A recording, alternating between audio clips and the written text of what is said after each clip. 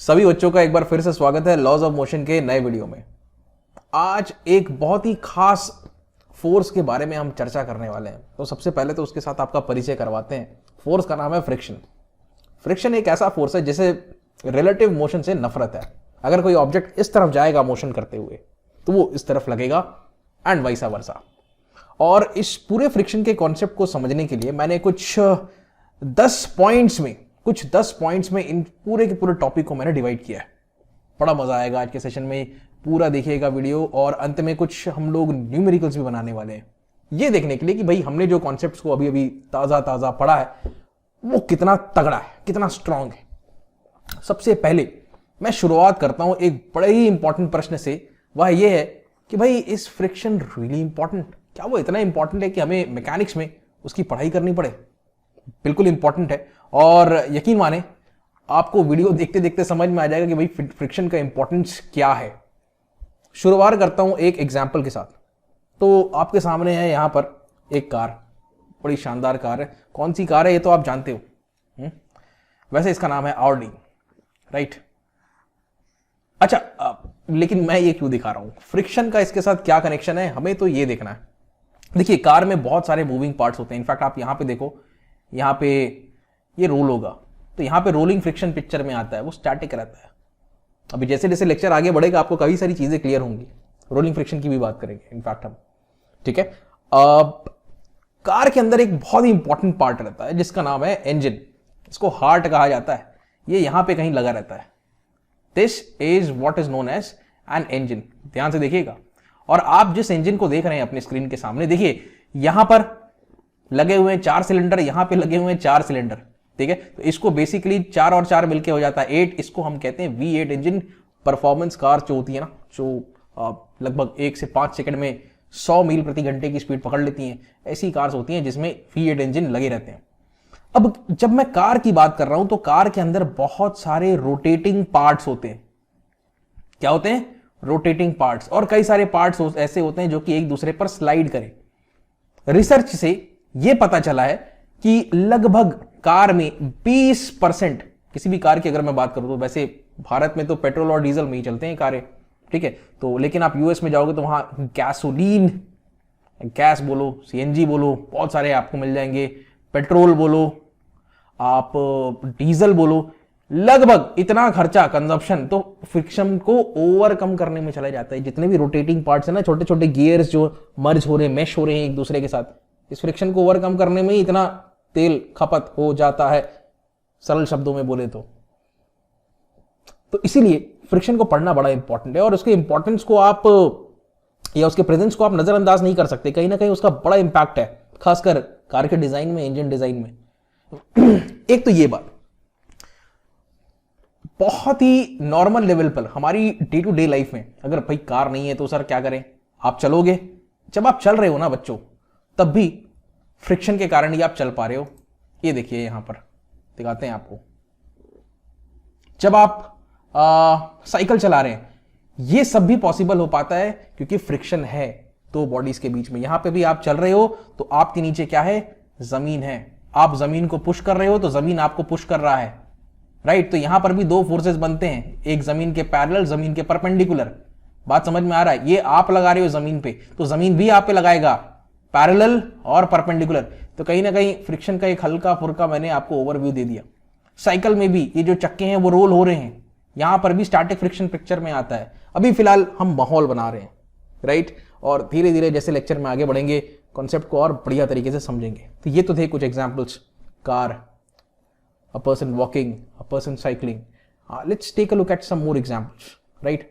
बड़ा मजेदार है, ये देखें आप। तो पेंसिल, अगर फ्रिक्शन नहीं रहेगा तो क्या मैं इसको कभी पकड़ पाऊंगा? कभी पकड़ पाऊंगा क्या?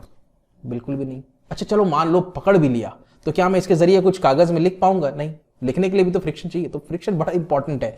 दूसरी बात, आप ये नेल्स को देखो, इनको हम कहते हैं नेल्स। भाई शुद्ध हिंदी में इसको हम कहते हैं खीला, ठीक है? दीवार में लेके गए और हथौड़े से ऐसे टाए टाए मारे हमने, राइट? तो वो खीला जो है अपनी जगह पे दीवार पे मेंटेन कैसे करता है? फ्रिक्शन के कारण। और भी एग्जाम्पल्स हैं, बड़े बढ़िया शानदार एग्जाम्पल्स हैं। ये क्या है? इसको हम कहते हैं स्क्रू, जिसको कि ड्राइव किया जाता है स्क्रू ड्राइवर के थ्रू, ऐसे नट स्क्रू को हम कसते हैं। बात समझ में आ रही है? तो यहां पे अगर आप देखेंगे तो यहां पर बच्चों ये जो बने हुए हैं इनको हम कहते हैं थ्रेड्स, और इनका काम है भैया फ्रिक्शन मेंटेन करके रखना। फ्रिक्शन मेंटेन करके रखोगे अगर आप, तभी तो वो स्क्रू जो है दीवार के साथ बढ़िया अपना कनेक्शन बना पाएगा, वही इंपॉर्टेंट है। ठीक है, अच्छा और भी एग्जांपल है, ये देखिए आप, इसको हम कहते हैं नट एंड बोल्ट। ये जो पार्ट है इसको हम कहते हैं ये नहीं, ये जो पार्ट है इसको हम कहते हैं नट, ये वाला जो पार्ट है इसको हम कहते हैं बोल्ट। तो ये अगर नट है, ये बोल्ट है, इसको हम लोग कपल करते हैं, तो एक बेसिकली कपलिंग कहते हैं हम लोग इसको। तो ये भी क्यों संभव हो पाता है? क्योंकि देयर इज फ्रिक्शन। अगर फ्रिक्शन नहीं होगा तो बड़ी दिक्कत हो जाएगी। आपके डे टू डे लाइफ में फ्रिक्शन का बड़ा इंपॉर्टेंस है, हम उस चीज को रियलाइज नहीं कर पाते, लेकिन आज उसको अप्रिशिएट करना पड़ेगा और उसी की हम लोग पढ़ाई करने वाले हैं। तो ये तो थे कुछ एग्जाम्पल्स जो कि हमें प्रेरित करते हैं कि हम फ्रिक्शन के बारे में बिल्कुल डेप्थ तक जाके अच्छे से पढ़ाई करें। अब सेशन को मैं आगे बढ़ाता हूं और चलो और अगले टॉपिक पर हम आगे बढ़ते हैं। फ्रिक्शन के प्रेजेंस को एक्सपीरियंस करने के लिए हम करने वाले हैं कुछ एक्सपेरिमेंट्स। ये देखो कुछ हुआ है यहां पे, पता नहीं तुम लोगों ने ध्यान दिया कि नहीं।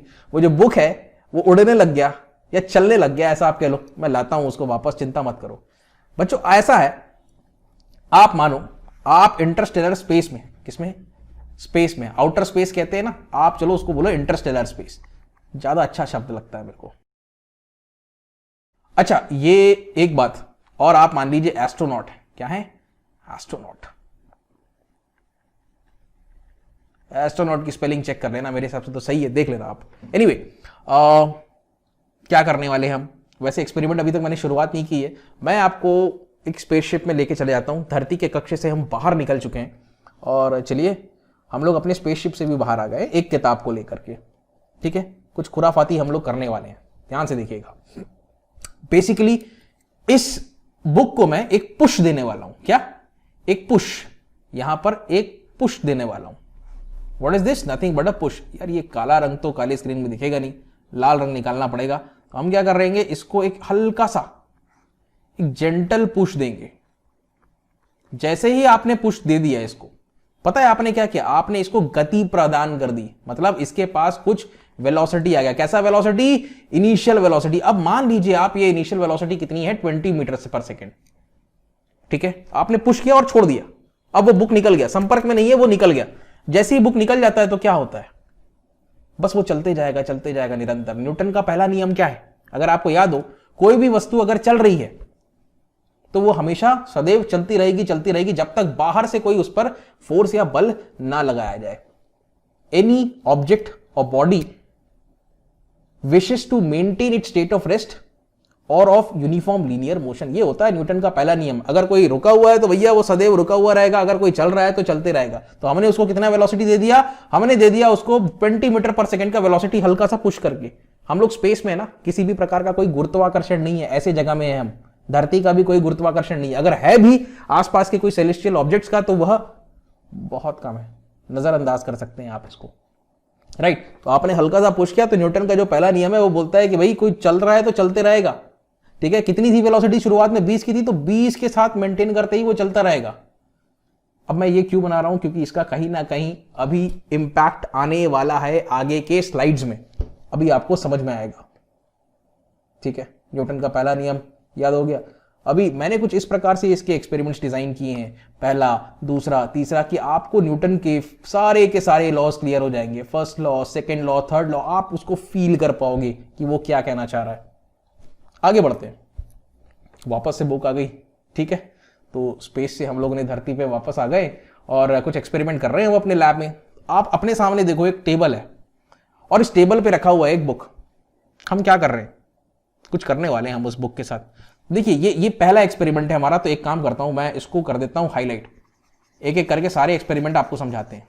ठीक है, हम फ्रिक्शन के प्रेजेंस को इस्टेब्लिश करना चाहते हैं कुछ एक्सपेरिमेंट्स के द्वारा। ये आप घर में भी कर सकते हो बिंदास, कोई टेंशन नहीं। हम क्या कर रहे हैं यहां पे बच्चों, देखें, हम इसको पुश कर रहे हैं, हल्का सा पुश किया और छोड़ दिया। ये ऐसा करके ये हल्का सा पुश किया और छोड़ दिया, धक्का लगेगा तो ये आगे तो बढ़ेगा, लेकिन एक समय के बाद इसकी गति शून्य हो जाएगी और ये रुक जाएगा। कुछ देर तो मोशन में रहेगा, लेकिन कुछ देर के बाद वो रुक भी जाएगा, ये बात भी निश्चित है।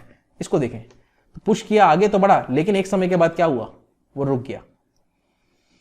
अब आप मेरे से बोलोगे सर पिछले एग्जाम्पल में आप स्पेस पे गए और आपने एक बुक को पुश किया, ठीक है, और मान लीजिए गति जो प्रदान हुई थी 20 मीटर पर सेकंड थी, यहां पर भी 20 मीटर पर सेकंड की सर गति है ऐसा मान लेते हैं। ऐसा यहां पे क्या हो गया कि ये रुक गया। ध्यान से देखना, ये वाला जो बुक था, इस वाले केस में क्या हो रहा है, ये रुक जा रहा है, इट स्टॉप्स। ऐसा क्या हो जाता है, इसका कारण क्या है, इसका रीजन हमें समझना है बच्चों। और जब स्पेस में था तो नहीं था, वो रुका ही नहीं, वो तो चलता ही रहा। इसका रीजन है फ्रिक्शन। देखिए आपको बताते हैं, कोई भी चीज रुक रही है तो शुरुआत में थी उसके पास वेलोसिटी, और बाद में क्या हो गया, वो रुक गया। तो देखिए यहां पर इसके पास कितनी वेलोसिटी थी, ये था वेलोसिटी का डायरेक्शन, वेलोसिटी का वैल्यू था 20 मीटर पर सेकंड, ऐसा मैंने मान लेता हूं। और जब वो यहां पे पहुंचा, उसका वेलोसिटी जो है वो हो गया कितना, 0 मीटर पर सेकंड। तो बच्चों वेलोसिटी में परिवर्तन आया है कितना, 20 मीटर पर सेकंड से लेके 0 मीटर पर सेकंड। जब भी वेलोसिटी में परिवर्तन आता है तो हम उस अवस्था को हम कहते हैं एक्सीलरेशन। अब आपको यह देखना है कि एक्सेलरेशन किस नेचर का है, तो यहां पे वेलोसिटी घटी है, तो एक्सेलरेशन जो है वो नेगेटिव नेचर का है। आप चाहो तो इसको रिटार्डेशन, आप इसको डिसेलरेशन शब्द भी इस्तेमाल कर सकते हैं। तो इतना तो मुझे समझ में आया भाई कि यार वेलोसिटी कम हुई है और होते होते शून्य हो गई, ठीक है। तो कहीं पर भी अगर एक्सेलरेशन पिक्चर में आता है तो सीधी सी बात है फोर्स है। अगर आप मेरे पिछले वीडियोस देखे हैं तो मैंने साफ साफ स्पष्ट बोला है कि फोर्स कॉजेज एक्सेलरेशन। अगर फोर्स है तो एक्सेलरेशन है, फोर्स है तो वेलोसिटी बढ़ भी सकता है, फोर्स है तो वेलोसिटी घट भी सकता है। तो यहां पे ऐसा कौन सा फोर्स है, ये कौन सा फोर्स है जो इसके वेलोसिटी को कम करते जा रहा है, तो बच्चों वो फोर्स कोई और नहीं, उस फोर्स का नाम है फोर्स ऑफ फ्रिक्शन। अब हम सिर्फ फ्रिक्शन बोलेंगे और काम हो जाएगा। बात समझ में आया। तो ये पहला एक्सपेरिमेंट था जिससे ये सिद्ध होता है कि भाई फ्रिक्शन है। क्यों है, क्योंकि भैया उसका वेलोसिटी जो है शुरुआत में 20 पे था और बाद में जाकर के उसका वेलोसिटी कम होके 0 हो गया, 20 से 0। तो भाई ये बताता है कि this indicates the presence of friction. इतना तो समझ गए, ठीक है, ओके। अब अगले केस पे आते हैं। चलिए अगला देखें, बुक वापस से अपनी जगह पे आ गया। अगला केस में हम बात करने वाले हैं फिर से स्लाइडिंग बुक का, लेकिन इस बार कुछ इस प्रकार से उसको चलाना है कि उसकी वेलोसिटी मेंटेन करके रखेंगे हम, ठीक, ओके। एक फोर्स को पिक्चर में लाते हैं। ये देखें आप, ये यहां पे आपको दिखाई देगा अभी, ये आ गया यहां पे एक फोर्स, देखा। जैसे ही फोर्स लगेगा ये चलना स्टार्ट करेगा। जब तक आप इसको चलाते रखेंगे या फोर्स लगा के रखेंगे, और जैसे ही आपने फोर्स हटाया ये रुक जाएगा। सिंपल सी लॉजिक है। आप फोर्स जब तक मेंटेन करके रखोगे बॉडी के ऊपर, फोर्स कंसिस्टेंटली लगा के रखोगे बॉडी के ऊपर, इट विल कीप मूविंग, और इनफैक्ट एक कांस्टेंट वेलोसिटी से मूव कर रहा है, ठीक है। इस केस को हमने लिया कांस्टेंट वेलोसिटी, इसका ध्यान रखें आप। अब थोड़ा मैं न्यूटन के लॉ के बारे में बात करता हूं। तो न्यूटन का जो पहला लॉ है, फर्स्ट लॉ, जरा ध्यान से देखें। न्यूटन का फर्स्ट लॉ ये कहता है कि कोई भी बॉडी रुकी हुई है रुकी रहेगी, चल रही है तो चलती रहेगी, जब तक उस पर बाहर से कोई फोर्स ना लगे। अगर बाहर से कोई फोर्स नहीं लग रहा है तो बॉडी में हम कह सकते हैं टोटल फोर्स जो है, नेट फोर्स, वो कितना है, वो 0 के बराबर है। न्यूटन का सेकंड लॉ ये बताता है कि भाई अगर फोर्स बाहर से कुछ लगता है तो क्या होता है। तो आपने पिछले केस में देखा, बाहर से फोर्स लगा, उसका नाम था फ्रिक्शन, और फ्रिक्शन लगने से क्या हुआ, उसका वेलोसिटी 20 से घट करके हो गया 0, ठीक है। अब यहां पर स्लाइडिंग बुक को हमने मेंटेन करके रखा है कांस्टेंट वेलोसिटी पे। अब मैं बता रहा हूं आपको यहां पे क्या हुआ है असल में, ये समझना बड़ा जरूरी है यहां पर। अब आपको देखो, यहां पे मैं सेकंड लॉ भी आपके लिए लिख देता हूं, आप लोग जरा आइडेंटिफाई करो इसमें। एफ नेट, सेकंड लॉ ये कहता है मास इनटू एक्सेलरेशन। मान लीजिए पुस्तक का मास जो है वो m है, ठीक है। ये 0 बराबर, इसमें दोनों परिस्थितियां आ जाती हैं, रेस्ट पे है और यूनिफॉर्म लीनियर मोशन। क्या यूनिफॉर्म लीनियर मोशन नहीं, ये स्पीड कांस्टेंट ऐसा लिख देते हैं हम लोग, स्पीड कांस्टेंट या वेलोसिटी कांस्टेंट ऐसा कह लो आप, स्पीड कांस्टेंट रहेगा। दोनों ही परिस्थिति में नेट फोर्स कितना रहेगा, 0 रहेगा, ठीक है। अच्छा, तो यहां पर एक बात देखने वाली है कि यहां पे हमने वेलोसिटी कांस्टेंट करके रखा है, तो आप चाहो तो स्पीड के जगह वेलोसिटी लिख दो, कोई टेंशन वाली बात नहीं है, वेलोसिटी कांस्टेंट, ठीक है। आप देखो इस बुक के ऊपर फोर्सेस लग रहे हैं, अगर मैं यहां पे बनाने जाऊं, ठीक है, जब हमने यहां पर इसको फोर्स लगाया था, एक बार फिर से मैं आपको एनिमेशन चला के दिखाता हूं, जब हमने यहां पर एक फोर्स लगाया था और इस फोर्स के कारण ये चलने लग गया था, ठीक है, एक पर्टिकुलर इंस्टेंट पे अगर मैं बीच में बुक को रोक दूं, ठीक है, और मैं फोर्स को एनालाइज करूं, ठीक है, जब उसमें फोर्स लगा हुआ था ना, मान लीजिए फोर्स लगा हुआ है यहां पे, ये फोर्स लगा हुआ, तो जाहिर सी बात है फ्रिक्शन तो लगेगा। फ्रिक्शन को मैं स्मॉल एफ से बच्चों डिनोट कर रहा हूं, कॉन्सेप्ट को समझो आप, ठीक है सर, इतना तो समझ गए। यहां पे वेलोसिटी कैसी थी इसकी, कांस्टेंट वेलोसिटी थी, तो पता है क्या हुआ है यहां पे, आप जो फोर्स लगा रहे हो ना, ये फोर्स, ये जो एफ फोर्स है, इसका सिर्फ काम क्या है, ये बैलेंस कर रहा है किसको, फोर्स ऑफ फ्रिक्शन को, फोर्स ऑफ फ्रिक्शन को, इसका सिर्फ पर्पस क्या है, फोर्स ऑफ फ्रिक्शन को बैलेंस करना। अगर ये बैलेंस कर पाता है तो सीधी सी बात है, ये रेस्ट में तो नहीं है ऑब्जेक्ट, किसमें है, स्पीड इसका कैसा है, कांस्टेंट है, वेलोसिटी इसका कैसा है, कांस्टेंट है। तो कोई ऑब्जेक्ट पे अगर नेट फोर्स 0 है तो तब भी वो स्टेडी मोशन कर सकता है, तब भी वो कांस्टेंट स्पीड के साथ आगे बढ़ सकता है, उसका ये सबसे बढ़िया उदाहरण है। आप चाहो तो अभी अभी करके देख लो, कोई छोटा मोटा ऑब्जेक्ट है क्या मेरे पास, एक मिनट ना, साढ़ा रबर कितने के, इसको ही ले लो, ये पर गिर ना जाए। तो मैं यहां पे फोर्स लगा रहा हूं, अब ये कांस्टेंट स्पीड के साथ आगे बढ़ रहा है। पता है मैं यहां पे क्या कर रहा हूं, क्या कर रहा हूं, मैंने जो फोर्स लगाया है वो सिर्फ लगने वाले फ्रिक्शन फोर्स को, मेरे हाथ के द्वारा लगने वाले इस तरह फ्रिक्शन फोर्स को बैलेंस कर रहा है। वो बैलेंस कर रहा है तो क्या हो रहा है, यहां पे नेट फोर्स जो है, ये जो नेट फोर्स है बच्चों, वो 0 हो जा रहा है। और नेट फोर्स अगर 0 हो रहा है तो यहां पे दो परिस्थितियां उत्पन्न हो सकती हैं, या तो वो रेस्ट पे है, तो रेस्ट पे तो वो नहीं है, किसमें है, वो मोशन में। कौन से मोशन में रहेगा, जब उसका स्पीड कांस्टेंट रहेगा, समय के साथ स्पीड में या स्पीड के मैग्नीट्यूड में कोई परिवर्तन नहीं आता है। ये दो एक्सपेरिमेंट है, इससे भी हमको समझ में आता है कि भाई फ्रिक्शन है। ऑब्जेक्ट पहले में क्या हो रहा था, आपने पुश किया, वेलोसिटी घट करके 0 हो गई, वहां पे भी फ्रिक्शन है, वहां पे सेकंड लॉ लग रहा था, ठीक है। और अभी जो हमने एक्सपेरिमेंट किया, वहां पे हमारा लगा है फर्स्ट लॉ, क्योंकि कट कुट के सारा हिसाब किताब, फोर्स जो आप अप्लाइड फोर्स है वो फ्रिक्शन फोर्स के बराबर होके 0 हो जा रहा है। अल्टीमेटली जो स्पीड है वही मेंटेन होकर चलती रहेगी। तो आप जब तक चाहे, मान लीजिए इन्फिनिटली लॉन्ग टेबल है, जब तक आप फोर्स लगा रहे हैं, ठीक है, और अगर उस फोर्स की वैल्यू इस फ्रिक्शन फोर्स के इक्वल है, भाई वो चलते जाएगा, राइट, स्टेडी मोशन करता रहेगा। अगर 20 के स्पीड उसको इनिशियली मिल गया तो उसी स्पीड को मेंटेन करके वो आगे बढ़ता जाएगा, कोई परिवर्तन वेलोसिटी में नहीं आएगा। चलिए आगे बढ़ेंगे। अब तीसरा केस आपको समझाते हैं। बहुत सारी पुस्तकों को हमने एक साथ स्टैक करके रख दिया ना, बड़ी सारी पुस्तकें, heavy stack of books, does not move at all. समझो इस बात को, does not move at all. तो हम फोर्स तो लगा रहे हैं भाई, ये साफ साफ दिखाई दे रहा है यार, सच्चाई है, साफ साफ दिखाई दे रहा है, हम फोर्स तो लगा रहे हैं लेकिन ये मूव नहीं हो रहा है। देखिए हो सकता है आप शुरुआत में 1 न्यूटन का फोर्स लगाएं, हो सकता है बाद में उसको बढ़ा करके 2 न्यूटन का फोर्स लगाएं, फिर 3 न्यूटन का फोर्स लगाएं, लेकिन इससे पता क्या चल रहा है, आप जो अप्लाइड फोर्स लगा रहे हैं बच्चों, मैं इसको नाम देता हूं, चलिए 1 मिनट, इसको मैं नाम देता हूं, ये अप्लाइड फोर्स को मैं कैपिटल F नाम देता हूं, ठीक है। हमें ये देखना है फ्रिक्शन है कि नहीं इस केस में। जितने भी एक्सपेरिमेंट हम कर रहे हैं बस हम ये देख रहे हैं कि भाई फ्रिक्शन है कि नहीं। देखिए एक बात याद रखें, जब भी दो बॉडी संपर्क में आएंगे और अगर रिलेटिव मोशन करने का प्रयास कर रहे हो या रिलेटिव मोशन कर रहे हो, दोनों ही परिस्थितियों में फ्रिक्शन उत्पन्न होगा, फ्रिक्शन अपने प्रेजेंस को दर्शाएगा। अब देखें कैसे। तो न्यूटन के तीसरे नियम की बात करते हैं। न्यूटन का जो तीसरा नियम है बच्चों, वो बात करता है फोर्स के पेयर्स की। फोर्स जो होते हैं वो पेयर्स में होते हैं, तो अगर एक्शन रहेगा तो सीधी सी बात है रिएक्शन भी कहीं ना कहीं आएगा। तो जो एक्शन है वो ये फोर्स है।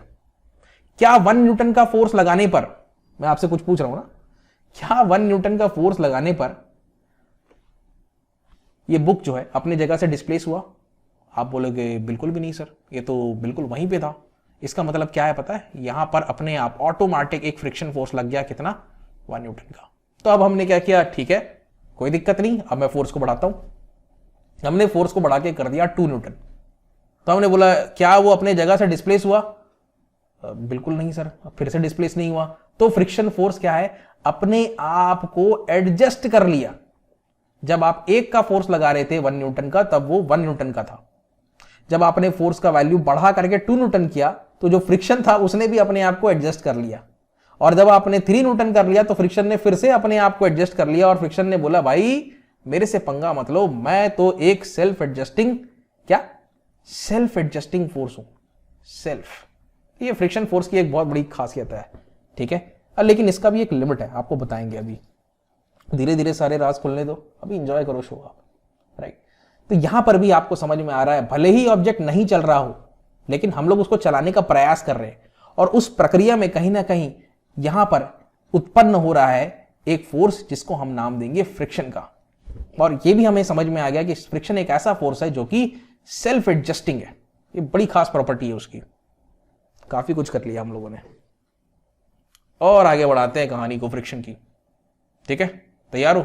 बढ़े, ये लो। Friction hates relative motion. तो इसके बारे में तो हम लोगों ने वैसे चर्चा कर ली है, फिर भी एक बार मैं टच कर देता हूं इस कॉन्सेप्ट पे, आप जरा देखें। अगर मोशन जो है राइट हैंड साइड में, ठीक है, काला पेन कहां है, इधर मोशन, ऑब्जेक्ट जो है इस तरफ जा रहा है, राइट, टूवर्ड्स द राइट, तो आप यहां पे कोऑर्डिनेट सिस्टम बना लो। इस तरफ को मान लो आप प्लस, इस तरफ को मान लो आप माइनस। तो फ्रिक्शन कौन से डायरेक्शन में रहेगा? नेगेटिव डायरेक्शन में रहेगा अगर आपने फोर्स लगाया है पॉजिटिव डायरेक्शन में। तो पहली बात ये होगी। दूसरा एग्जांपल देखो, बस मैंने चेंज कर दिया डायरेक्शन। अगर direction of motion of left में, सीधी सी बात है, आप कहां जा रहे हैं? आप लेफ्ट जा रहे हैं, ठीक है। तो फ्रिक्शन कहां लगेगा? राइट में लगेगा। तो यहां पर इस केस में फ्रिक्शन हो जाएगा पॉजिटिव, ये वाले केस में फ्रिक्शन हो गया नेगेटिव। बस इतनी सी बात है। तो बेसिकली वेक्टर्स को हम फॉलो करेंगे तो उसके डायरेक्शन भी बड़ा इंपॉर्टेंट है। अगर 1D का केस है तो प्लस माइनस से काम चल जाएगा, कोई दिक्कत नहीं। 2D में फिर आपको I, J और 3D में तो इनफैक्ट I, J, K इन सब का इस्तेमाल करना पड़ेगा। फ्रिक्शन हेट्स रिलेटिव मोशन, ठीक है। आप अपने हिसाब से उसको लिख सकते हो आप चाहो तो, मैंने इस प्रकार की भाषा का इस्तेमाल किया है। अच्छा, बात अभी खत्म नहीं होती है और आगे बढ़ते हैं। अब इसको एक मॉलिक्यूलर लेवल पर फ्रिक्शन की पढ़ाई करते हैं। चलो, मैं आपके सामने 2 ऑब्जेक्ट्स को रखता हूं। ये हैं वो 2 ऑब्जेक्ट्स, राइट। एक sort of dull orange colour है और एक ये कुछ ज्यादा ही ब्राइट ब्लू कलर है ना। इस पर मैं लगाता हूं एक फोर्स। क्या? एक फोर्स लगाते, ये यहां पे हमने बहुत बढ़िया, हमने लगा दिया यहां पर एक फोर्स। हाँ जी, फोर्स लगाएंगे, हो सकता है मोशन ना करे, हो सकता है मोशन कर जाए, ठीक है। मान लो मोशन कर गया वो। अब देखिए, वो जब मोशन करेगा तो जाहिर सी बात है फ्रिक्शन क्या करेगा? उसको अपोज करेगा। तो ऊपर वाले को फ्रिक्शन लगेगा कहां? लेफ्ट हैंड साइड में, क्योंकि मोशन कहां है? मोशन आपका हो रहा है राइट हैंड साइड में। ये है मोशन का डायरेक्शन, राइट, ये है मोशन इस तरफ। ये बात तो आप समझ गए। अगर आप ध्यान से देखो, ये दोनों का इंटरफेस है। ये जो पोर्शन है ना बच्चों, इसको हम कहते हैं interface of this orange coloured block and blue coloured block. ये है इंटरफेस। और इस इंटरफेस पे अगर हम लोग एक माइक्रोस्कोपिक लेवल पे अगर जूम करके देखें तो कहानी कुछ ऐसी नजर आती है। ये देखो आप यहाँ पे, इसको जूम करके मैं यहाँ पे बनाता हूं। ये बड़ी दिलचस्प कहानी है। अगर हम यहां से देख रहे हैं, अगर दूर से देखोगे तो आपको ऐसा लगेगा कि परफेक्टली फ्लैट सरफेस है। वास्तविकता में ऐसा होता नहीं है, ठीक है। अगर आपके पास ऐसे टूल्स हैं जिनके जरिए आप बिल्कुल माइक्रोस्कोपिक लेवल्स पे आप इसको एनालाइज कर सकते हो, तो आप अगर ब्रूस वेन हो तो ब्रूस वेन के पास बढ़िया लेबोरेटरी, ठीक है, डीसी कॉमिक्स की बात कर रहा हूं। आयरन मैन हो तो आयरन मैन के पास भी बहुत बढ़िया लैब है स्टार्क इंडस्ट्रीज में, राइट। मजाक कर रहा हूं, ज्यादा सीरियसली मत लेना। तो उनके पास बेसिकली अच्छे इक्विपमेंट्स होंगे, ऐसा मैं मान रहा हूं। उन इक्विपमेंट्स के जरिए आप जब इनको एनालाइज करोगे एकदम माइक्रो लेवल स्केल पर, आप देखोगे जो सरफेस है ना, उसमें एक बड़ी खास बात है। उसको हम नाम देंगे इर्रेगुलरिटीज का। यार ब्लू पेन कितने, ये है क्या? 7 इर्रेगुलर है। क्या है इसमें? सरफेस इर्रेगुलरिटीज है।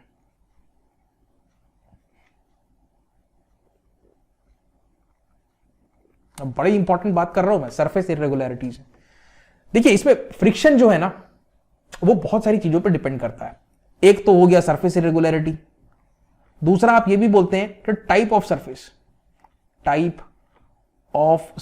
या टाइप ऑफ ऑब्जेक्ट्स, ऐसा आप कह लो, या बॉडीज कह लो, which are actually sliding against each other, ऐसा आप कह सकते हो सकता है कि आयरन और ब्रास, इस अरेंजमेंट में कुछ अलग प्रकार का फ्रिक्शन जनरेट हो सकता है एल्यूमिनियम और आयरन, इसमें कुछ अलग प्रकार का फ्रिक्शन जनरेट हो, डिपेंड करता है कि कौन से दो बॉडीज हैं जो कि एक दूसरे को रब कर रहे हैं। उस बेसिस पर भाई फ्रिक्शन की वैल्यू कितनी है ये भी कैलकुलेट की जाती है, उसको हम कहते हैं कोफिशिएंट ऑफ फ्रिक्शन, बताते हैं आपको।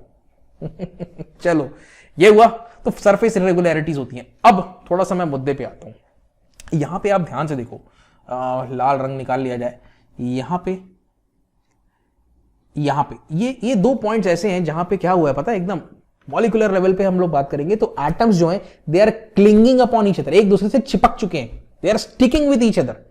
ठीक, ऊपर ऑरेंज वाले का, नीचे नीले वाले के साथ ये चिपक गए। अब चिपक तो गए हैं, ठीक है, बहुत देर तक वैसे ही रखा हुआ था, किसी ने रिलेटिव मोशन किया नहीं, तो क्या हो गया, एटम्स चिपक जाएंगे एक दूसरे के साथ। हाँ, लेकिन अब आप मोशन करवाना चाहते हैं इस फोर्स के द्वारा, ये जो फोर्स है इसके द्वारा आप रिलेटिव मोशन करवाना चाहते हैं, तो क्या होगा, आपको अलग से भी बल लगाना पड़ेगा। बात समझ में आया? तो ये क्या कर रहा है, पीछे की तरफ फोर्स लगा रहा है इनके लिए, राइट, तो उसको ओवरकम करना पड़ेगा, इसलिए नेट फोर्स की वैल्यू कम हो जाती है यहां पर। बात समझ में आया? अब इसको एक फ्लो चार्ट के जरिए मैं समझाता हूं। सबसे पहले जब रिलेटिव मोशन होता है तो मॉलिक्यूलर बॉन्ड जो ऑलरेडी स्टैब्लिश हो चुका था ऑरेंज वाले मॉलिक्यूल और नीले वाले मॉलिक्यूल के बीच में, ये ब्रेक होता है। जैसे ही ये ब्रेक हुआ अब मटेरियल डीफॉर्म होता है। ठीक है, तो बच्चों इसको क्षमा करें, मैं इसको मिटा देता हूं, आप चाहो तो वीडियो को पॉज करके इसको नोट कर लो। कर लिया? अब मैं इसको मिटा देता हूं, अब इसको देखो आप, मटेरियल डीफॉर्म होगा, राइट। डीफॉर्म होने का मतलब यह है इसका मटेरियल का साइज और जो शेप है इन दोनों में कुछ बदलाव आएगा। The size and shape it changes. भाई ये बदलाव आपको अपने नेकेड आई से दिखाई नहीं देने वाला है, राइट, मॉलिक्यूलर लेवल पे माइक्रोस्कोपिक स्केल पे देख सकते हो आप। फिर भाई ये प्रक्रिया चलती रहेगी क्योंकि रिलेटिव मोशन तो होता ही रहेगा, नए बॉन्ड बनते रहेंगे, पुराने बॉन्ड्स ब्रेक होते जाएंगे, साइज और शेप में हल्का फुल्का चेंजेस आता जाएगा, ये प्रक्रिया चलती रहती है। अच्छा, आपने एक और चीज ऑब्जर्व की होगी कि भाई जब दो बॉडीज को हम रब करते हैं तो यार कुछ हीट भी जनरेट होता है। हीट इसलिए जनरेट होता है क्योंकि ये जो मॉलिक्यूल्स है ना, ये एक मॉलिक्यूल मैं यहां पे बनाता हूं, दूसरा यहां पे बनाता हूं। अब मॉलिक्यूल्स के बीच में ये मॉलिक्यूल हिलेगा अपने जगह से, वो इसको डिस्टर्ब करेगा, इधर वाला मॉलिक्यूल जो है वो इधर वाले मॉलिक्यूल को डिस्टर्ब करेगा, और एक प्रकार से यहां पे बन जाता है एक चेन रिएक्शन। इसके कारण मॉलिक्यूल जो है अपनी जगह पे क्या करते हैं, वाइब्रेट करते हैं।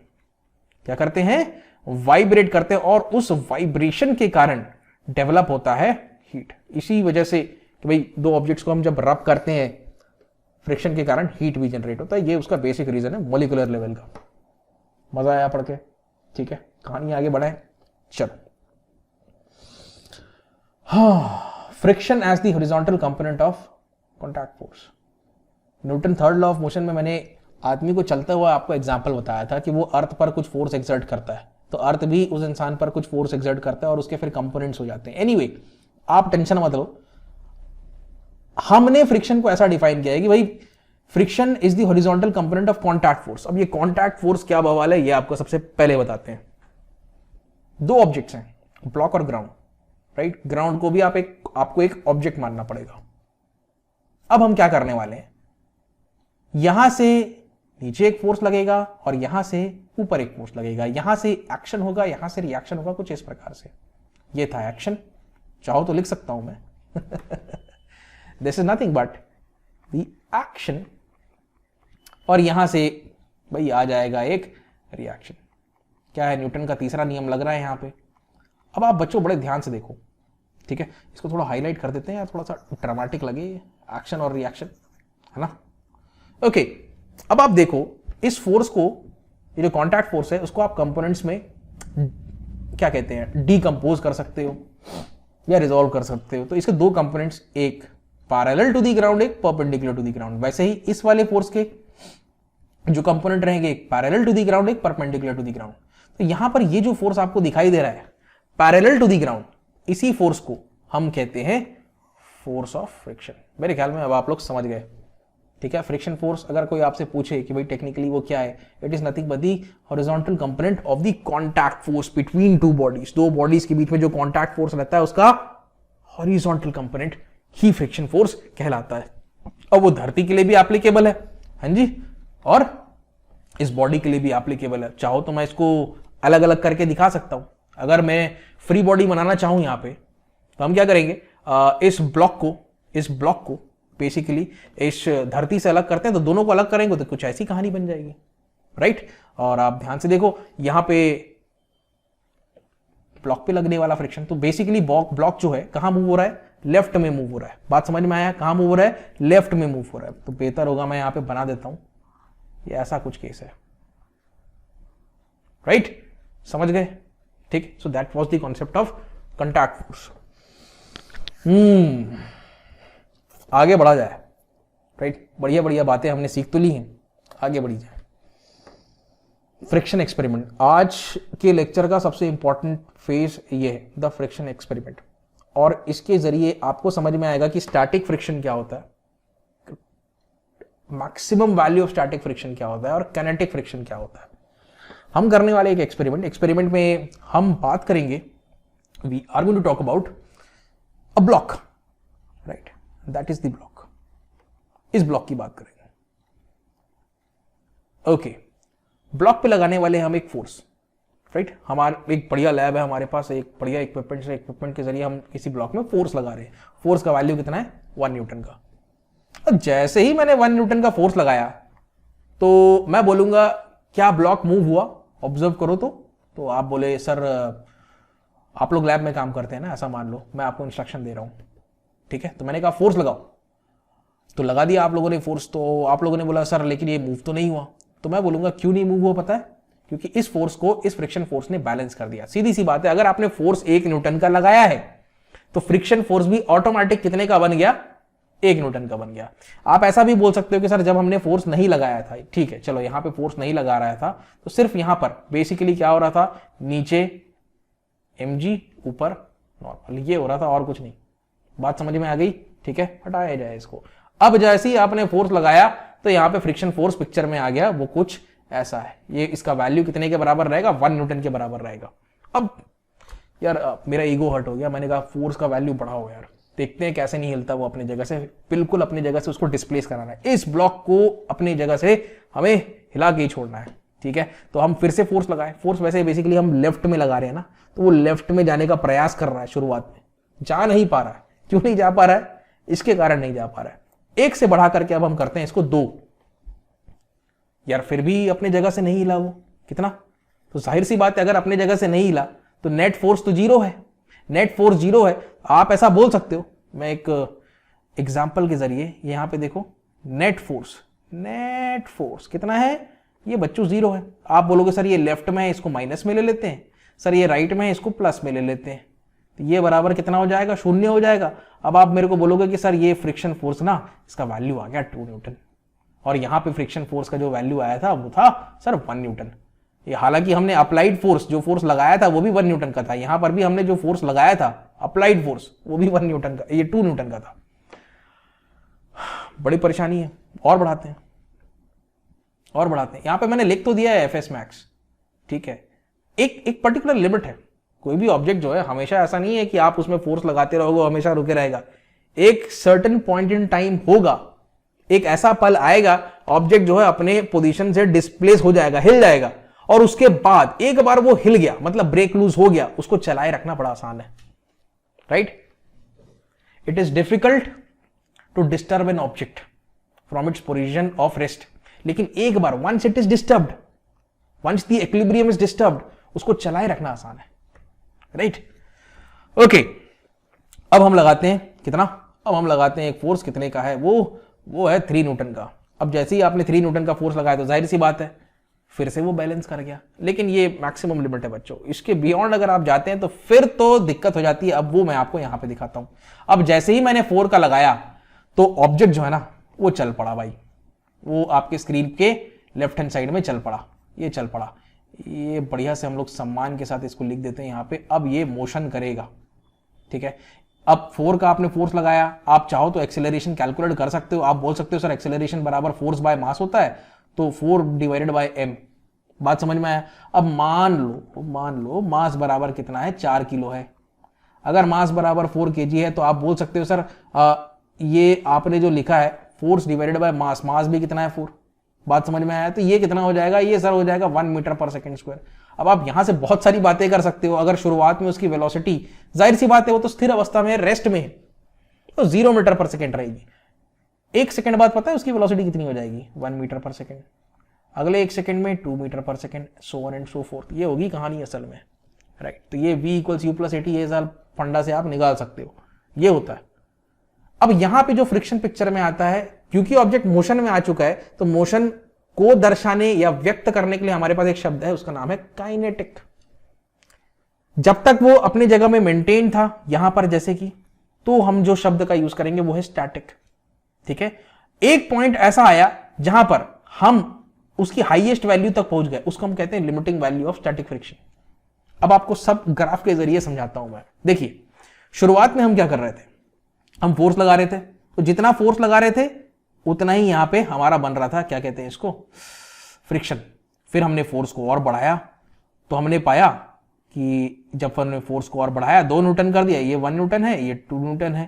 तो जब 1 न्यूटन फोर्स लगाया तो 1 न्यूटन का फ्रिक्शन आ गया। जब 2 न्यूटन का फोर्स लगाया तो हमने देखा भाई 2 न्यूटन का भी फ्रिक्शन आ गया। फिर 3 का लगाया तो हमारे पास एक मैक्सिमम वैल्यू आ गई, ठीक है। कुछ ऐसा हुआ है मैक्सिमम वैल्यू, ये ऐसा अच्छे से ग्राफ बना के दिखा दूंगा, अभी टेंशन मत लो तुम लोग। ये तो ये कुछ ऐसी बन रही है इसकी कहानी, सीधा जा रहा है ये, राइट। लेकिन हर चीज का एक लिमिट है।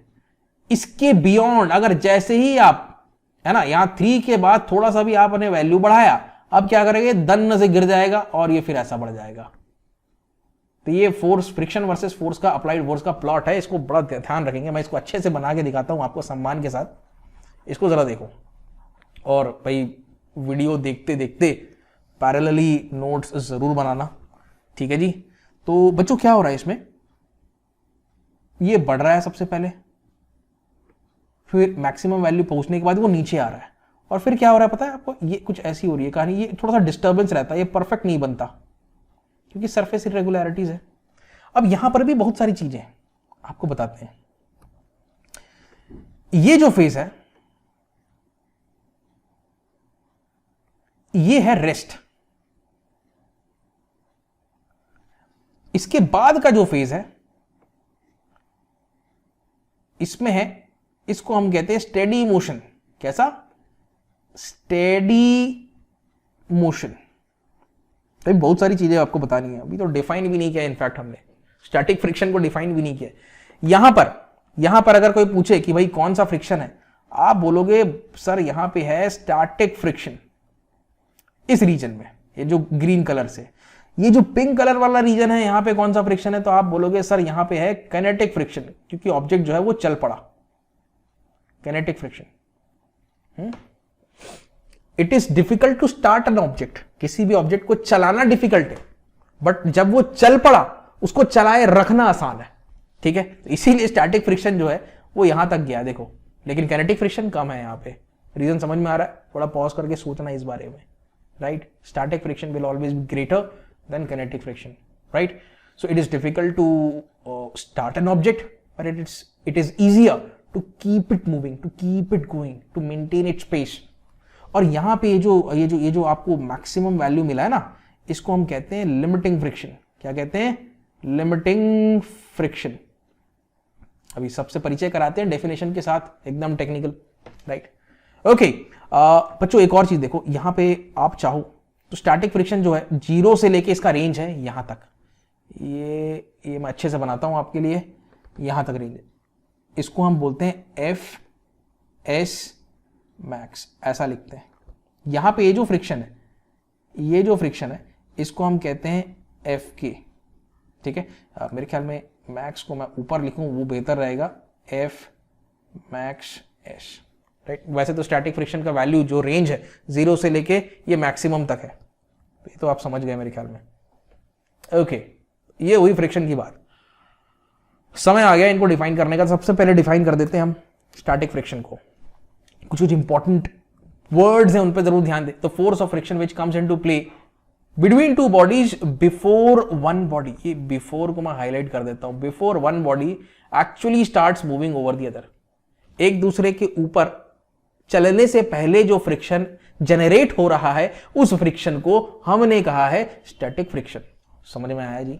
समझ में तो आ गया आप लोग को। तो यहां पर इस वाले केस में कलर बदलो, इस वाले केस में, इस वाले केस में, इस वाले केस में जो फ्रिक्शन पिक्चर में आया है उसका नाम है स्टैटिक फ्रिक्शन, पहली बात। अब दूसरा फ्रिक्शन, ये जो स्टैटिक फ्रिक्शन है ये 0 से स्टार्ट हो रहा है और एक मैक्सिमम वैल्यू तक वो पहुंचेगा। उस मैक्सिमम वैल्यू को हम लिखते हैं एफएस मैक्स और इसी को हम कहते हैं लिमिटिंग फ्रिक्शन। अगर इसके बियॉन्ड आप जाते हो, इससे भी ऊपर जाते हो, तो ऑब्जेक्ट जो है वो चल पड़ेगा। ठीक है, चल पड़ेगा मतलब कैनेटिक फ्रिक्शन फिर पिक्चर में आएगा, राइट। तो आप ऐसा कह सकते हो कि जब तक रुका है, लेकिन उसका भी एक लिमिट है, अपर लिमिट है। वो अपर लिमिट क्या है? वो अपर लिमिट कुछ और नहीं प्यारे बच्चों, वो है आपका लिमिटिंग फ्रिक्शन। ओके, और जस्ट स्टार्ट्स मूविंग, इसमें बिफोर, इसमें just starts, after it has moved, तो वो आ जाएगा आपका कैनेटिक फ्रिक्शन का केस। तो ये फ्रिक्शन एम्पेरिकल है फॉर्मूला, और याद रखना है आपको म्यू एस इंटू एन। इसमें जो एन है इसको हम कहते हैं नॉर्मल, डिफाइन कर देता हूं मैं, इसको हम कहते हैं कोफिशिएंट ऑफ स्टैटिक फ्रिक्शन। पूरा अच्छे से लिख लेना आप लोग जब नोट्स बनाओगे, राइट। ओके, तो सर इतना तो समझ गए। अब फाइनली चलिए डिफाइन कर देते हैं कैनेटिक को। अब देखिए कैनेटिक फ्रिक्शन क्या है? Force of friction which comes into play when a body is in a state of steady motion. Steady motion, समझ में आया? Steady motion over another body. तो ये जो होता है इसको हम कहते हैं कैनेटिक फ्रिक्शन। अब आप देख लो, ये maximum value of static friction है भाई। वैसे तो यहां पर भी कुछ वैल्यू आएगी स्टैटिक फ्रिक्शन की, तो जितना फोर्स लगाओगे उतना फ्रिक्शन। यहां पर भी, इस पॉइंट पर भी कुछ वैल्यू आएगी, तो आपने जितना फोर्स लगाया उतना फ्रिक्शन। लेकिन आपको सिर्फ मतलब होना चाहिए लिमिटिंग फ्रिक्शन से। लिमिटिंग फ्रिक्शन मतलब आपको इसके मैक्सिमम वैल्यू से मतलब होना चाहिए स्टैटिक फ्रिक्शन के। बाकी तो वो 0 से लेके पूरा रेंज है उसका मैक्सिमम तक, आपको मैक्सिमम से मतलब। कैनेटिक फ्रिक्शन जैसे स्टैटिक फ्रिक्शन है वैसे कैनेटिक फ्रिक्शन, बस ये जो वैल्यू है ना ये थोड़ी सी कम आती है। अभी प्रूफ करके बताऊंगा मैं आपको, ठीक है? ये कम आएगा। ओके, एक्सपेरिमेंट भी कर लिया, इसके पहले भी किए हमने कि भाई फ्रिक्शन के प्रेजेंस को दिखाया, और यहाँ पे फ्रिक्शन को थोड़ा सा सॉर्ट ऑफ क्वांटिटेटिव सेंस में हम लोगों ने वर्कआउट किया और कैटेगरीज बनाए कि स्टैटिक क्या होता है, और स्टैटिक की मैक्सिमम वैल्यू को हम कहते हैं लिमिटिंग वैल्यू। फिर हम देखते हैं कैनेटिक फ्रिक्शन। आगे बढ़ते हैं,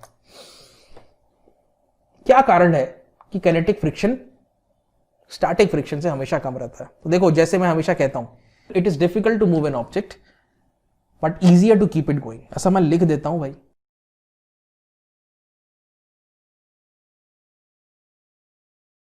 ये लो भाई, बड़े स्पष्ट शब्दों में मैंने यहां पे लिख दिया।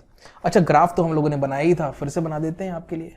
तो ग्राफ में आप देखोगे, शुरू में जब वैल्यू बढ़ा रहे हो ऑब्जेक्ट को डिस्टर्ब करने के लिए, तो बढ़ते जा रहा है, फ्रिक्शन भी बढ़ता जा रहा है बहुत बढ़िया तरीके से, ठीक है। एक मैक्सिमम वैल्यू वो पहुंचेगा, यहां से फिर बदलाव होगा। अब बदलाव होगा तो देखो क्या होगा। अब यहाँ थोड़ा कलर मैं चेंज करता हूँ, ये ऐसा हल्का सा ऐसे नीचे आएगा और फिर वो ऐसा करते करते करते करते ये कहानी ऐसी बढ़ती आगे। अच्छा, यहाँ पे हम लोगों ने एक और बात को एस्टैब्लिश किया, यार कलर कॉम्बिनेशन समझ नहीं आ रहा। ये जो है ये मैक्सिमम वैल्यू है, एफ एस मैक्स। यहां पे ये जो है ये है एफ के। देखिए, तो ग्राफ में आपको साफ साफ दिखाई दे रहा है, फोर्स ऑफ फ्रिक्शन ही अगर कम है तो उसका कोफिशिएंट भी कम ही रहेगा, राइट। डिपेंड करता है किस सरफेसेस के साथ आपको डील करना है, कौन सी दो बॉडीज ऐसे हैं जो रब कर रहे हैं, उस पर बेस्ड होता है कि भाई उसका म्यू के या फिर म्यू एस कितना निकल करके आएगा। ओके, आपको साफ साफ दिखाई दे रहा है बच्चों। यहां पर देखो, ये वो ऑब्जेक्ट है ना, ऐसा मान लो आप। ये मैं यहां पर ऐसा करके एक ऑब्जेक्ट बना देता हूं और उस ऑब्जेक्ट को मैं यहां से पुल कर रहा हूं किसी फोर्स को लगा करके, राइट। तो हम एक बार यहां पर भी पहुंचेंगे, इस लेवल पे भी पहुंचेंगे, इस लेवल पे भी पहुंचेंगे। बेसिकली आप देखो यहां पे, आपको तो ये साफ साफ दिखाई दे रहा है, काला रंग निकाल लो भाई। F K is less than F S max. अब according to our definition, something we have defined, F K बराबर होता है म्यू के एन, ठीक है। तो यहां पर भी क्या आ जाएगा, एफ एस की जगह म्यू एस एन। अब देखें आप, अब एन और एन कैंसिल हो गया, तो जाहिर सी बात है म्यू के coefficient of kinetic friction is less then the coefficient of static friction. ये चीज है, ये कहानी है बेसिकली। ओके, अब धीरे धीरे काफी पार्ट हमने कवर कर लिया। Angle of friction, let's talk about that. Angle of friction की बात करते हैं। बड़ा सिंपल है, this is something which we define, right. देखो क्या डिफाइन किया हमने, हमने बोल दिया कि भाई एंगल ऑफ फ्रिक्शन में भी defined as the angle resultant of limiting friction and normal reaction makes with the normal reaction. बड़ा कंफ्यूजिंग सा लग रहा है डेफिनेशन इनिशियली हमको, मैं आपको बताता हूं क्या है। किसी भी ऑब्जेक्ट को जब आप खींच रहे हैं, ठीक है, मान लीजिए इस तरफ आप ऑब्जेक्ट को डिस्टर्ब करने का प्रयास कर रहे हैं, राइट, इस तरफ, तो जाहिर सी बात है यहां पे लगने वाला है एक फ्रिक्शन, ये हो गया। और सीधी सी बात है नीचे धरती है, धरती से आएगा एक नॉर्मल, इन दोनों का आता है एक रिजल्टेंट। ये रिजल्टेंट इस नॉर्मल के साथ यहां पर जो एंगल बनाता है, इसी एंगल को हम इंसानों ने नाम दिया है एंगल ऑफ फ्रिक्शन। मेरे ख्याल में अब आप समझ गए। अब वापस से पढ़ के देखो वीडियो को, पॉज करके, आपको सब समझ में आ जाएगा। The angle that the resultant of these two forces, normal as well as limiting friction, make with the vertical or make with the normal is the angle of friction. Angle of friction we denoted by theta. समझ गए? Angle of friction समझ गए? बस अब angle of repose भी समझ जाओगे, उसको देखो अब आप, है ना। ये चलो मैंने यहाँ पे बना दिया है डायग्राम, समझे कि नहीं तुम लोग? चलो मैं समझाता हूँ। ये लाल रंग का देख रहे हो फोर्स, ये लाल रंग का फोर्स बनाया मैंने। चलो मैं इसको चालू करता हूँ कहानी ब्लैक से। देखो आप, नॉर्मल तो नॉर्मल बनाए, ये नॉर्मल बनाया हमने, ठीक है। अब ये वाले फोर्स को पकड़ो, इन दोनों का फिर बनेगा रिजल्टेंट। ये वाला जो फोर्स है वो इस तरफ है। तो बेसिकली हम लोग क्या लगा रहे हैं पता है, जब मैंने आपको वेक्टर्स पढ़ाया था तो ट्रायंगल लॉ सिखाया था मैंने आपको, वेक्टर्स को ऐड करने की प्रक्रिया, राइट। ट्रायंगल लॉ के लिए तो हमें दो वेक्टर्स से मतलब है, तो जो तीसरा रहेगा वो रिजल्टेंट रहेगा।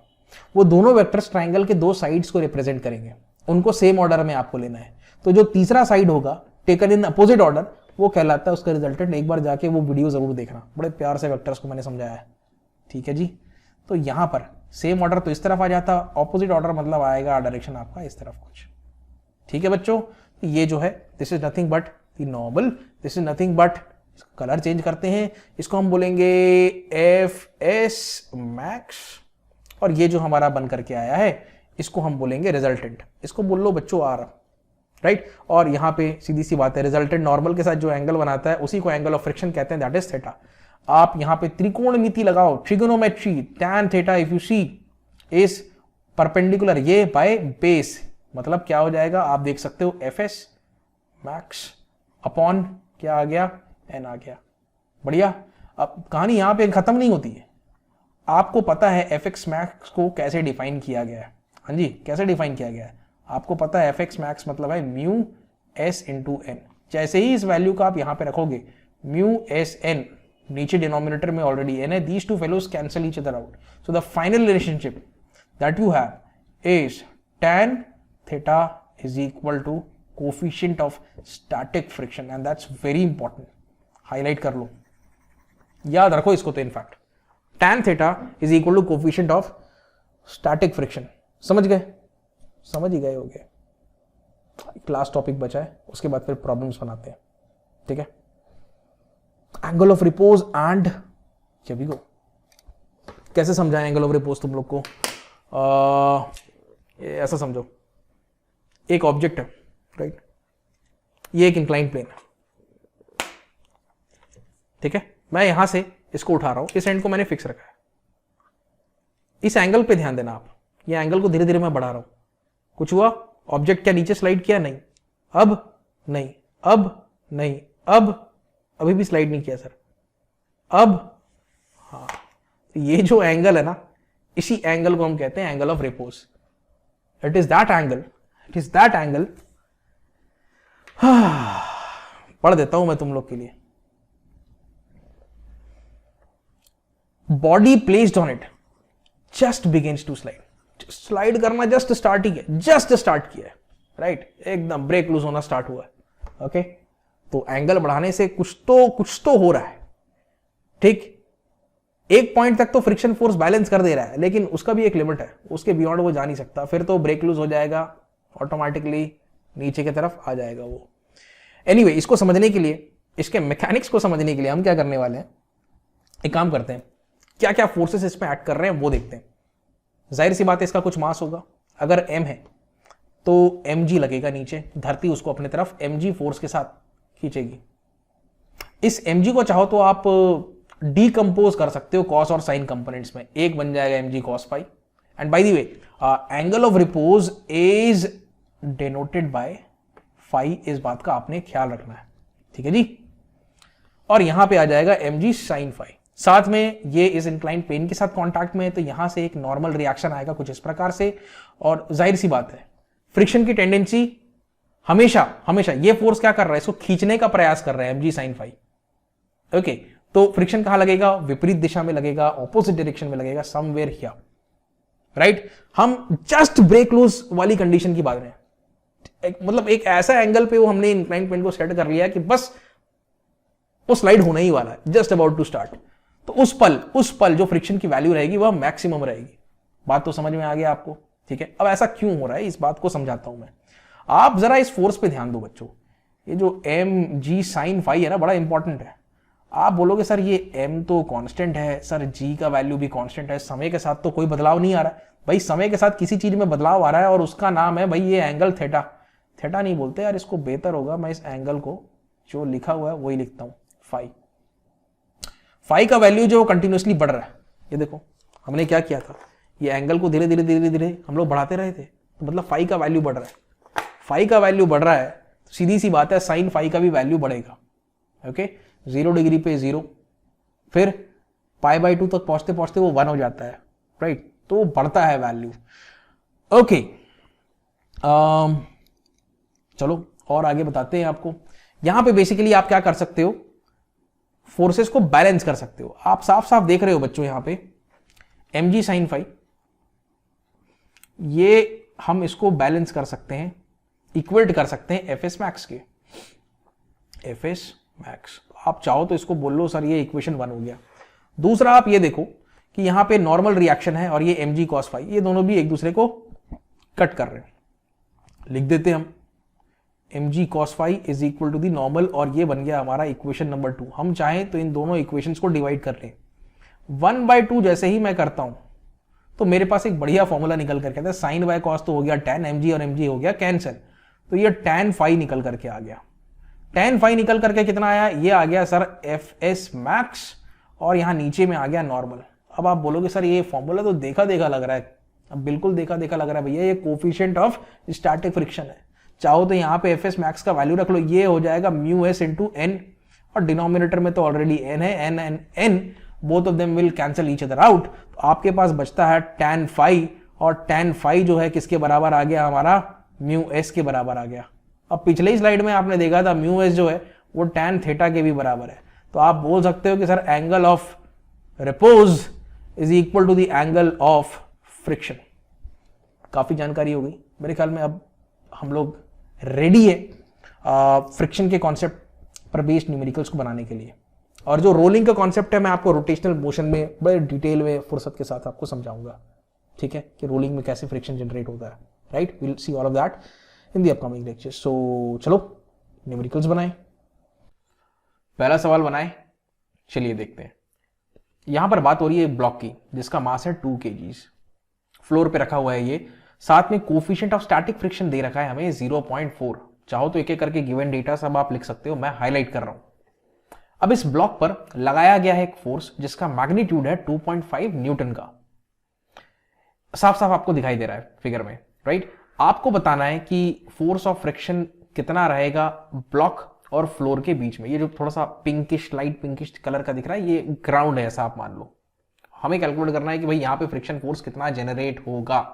ओके, जो कुछ भी सिखाया ना मैंने अभी तक के लेक्चर में आपको फ्रिक्शन में, वो सारा का सारा बड़े शानदार तरीके से यहां पे अप्लाई हो रहा है। चलो बताते हैं कैसे। आप देखें, सबसे पहले मैं आप यहां पे फोर्सेस वर्कआउट कर रहा हूं। मास है 2 kg का, तो जो वेट होगा नीचे की तरफ वो होगा mg, दैट इज 2g, ये हो गया, ठीक है। चाहो तो यहां पे बिंदास आप लिख लो सर ये 2g के बराबर है। g का वैल्यू 9.8 पुट कर लो, आपका करस्पॉन्डिंग वैल्यू न्यूटन्स में आ जाएगा।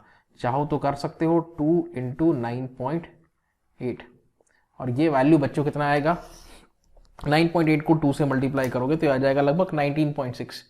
ये न्यूटन्स में आ गया हमारा, सीधी सी बात है, अब उसको मिलेगा ग्राउंड से एक रिएक्शन, वो रिएक्शन कुछ इस प्रकार का रहेगा, ये एन, और जाहिर सी बात है वाई एक्सिस में कोई मूवमेंट हो रहा है क्या? नहीं, तो जो एन है वो इस 19.6 न्यूटन को बैलेंस करेगा। अब अगर आप इसको राइट हैंड साइड में पुश करेंगे, राइट हैंड साइड में पुश करेंगे तो फ्रिक्शन जो लगेगा वो लेफ्ट हैंड साइड में लगेगा। समझ में आया? आप उसको राइट हैंड साइड में पुश कर रहे हैं तो फ्रिक्शन लगेगा लेफ्ट हैंड साइड में, तो फ्रिक्शन कुछ इस प्रकार से आएगा, इस तरफ आएगा। ये मैं दिखाता हूं आपको, ये देखें, हमें बताना है ये फ्रिक्शन की वैल्यू कितनी है। ठीक, अप्लाइड फोर्स कितना है? 2.5। ओके, तो बिना सॉल्व किए, बिना पेन उठाए भी आप इसका आंसर बता सकते हैं। वैसे इसका आंसर है 2.5। अब मैं बताता हूं क्यों। राइट, अच्छा, उससे भी पहले एक काम करते हैं। देखिए, फ्रिक्शन अपने आप में एक सेल्फ एडजस्टिंग फोर्स है, ये आप जानते हो। आप चाहो तो यहां पर मैक्सिमम फ्रिक्शन निकाल सकते हो, एफ एस मैक्स निकाल सकते हो, जो कि बराबर होगा म्यू एस एन के। म्यू एस दिया हुआ है हमें 0.4, तो मैं बस वैल्यू प्लग इन करता हूं, और एन की जहां तक बात है, ये एन जो है बच्चों, आप देख सकते हो summation of all the forces. Y direction में तो कोई मूवमेंट नहीं है, तो वो 0 के बराबर। एन ऊपर है तो उसको प्लस में रखो, एम जी नीचे है तो उसको माइनस में, और उसकी वैल्यू कितनी है? 19.6। एन माइनस 19.6 बराबर 0, मतलब एन का वैल्यू निकल करके आया 19.6 न्यूटन। अब इस वैल्यू को हमें यहां पर प्लग इन कर देना है। 19.6 आप रख दो, इसको 0.4 से मल्टीप्लाई कर दो, ये आंसर आ जाएगा 7.84। फिर से मैं इसको सम्मान के साथ लिख देता हूं, F S max is equal to 7.84 newtons. तो एक ये बहुत ही इंपॉर्टेंट रिजल्ट है इस पर्टिकुलर प्रॉब्लम का, मैक्सिमम स्टैटिक फ्रिक्शन। राइट, अब इसके बियॉन्ड अगर आप जाते हो तो ऑब्जेक्ट जो है वो अपनी जगह से डिस्प्लेस हो जाएगा, और फिर वो निकल लेगा बिल्कुल, फिर वो डायनेमिक का केस आ जाएगा, काइनेटिक का केस आ जाएगा, वहां पे coefficient of kinetic friction picture में आएगा। एनीवे, हमें तो ये बताना है कि भाई फोर्स ऑफ फ्रिक्शन कितना है। अभी तक मैंने वो आपको नहीं बताया, राज है। देखो आप, ये फिगर तो मैंने पहले भी आपको समझाया है, फ्रिक्शन वर्सेस अप्लाइड फोर्स। तो आप अप्लाइड फोर्स बढ़ाते जाओ, फ्रिक्शन भी बढ़ते जाएगा, लेकिन उसकी एक लिमिट है। उस लिमिट के बियॉन्ड अगर आप जाते हो तो फिर ब्लॉक जो है अपनी जगह से खिसक जाएगा और वो आगे बढ़ जाएगा, फिर वो काइनेटिक फ्रिक्शन का केस हो जाएगा और मोशन में आ जाएगा। तब तक क्या होगा? वो अप्लाइड फोर्स को बैलेंस करने का प्रयास करेगा।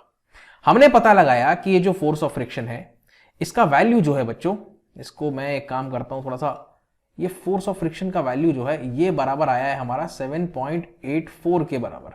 ठीक है, ये आया है 7.84 न्यूटन्स के बराबर। हम जो इसमें अप्लाई कर रहे हैं, तो देखो यहां पे आप कह सकते हो सर ये 2 है, ये 4 है, ये 6 है, ये 7 आ गया है, इस प्रकार से। तो वैसे ये 2 होगा, ये 4 होगा, 6 होगा, एंड सो ऑन। हम जो अप्लाई कर रहे हैं वो 2.5 न्यूटन का है, तो अगर ये 2 है तो मान लो 2.5 यहां पे आ गया, ये कितना आ गया? 2.5 न्यूटन का फोर्स।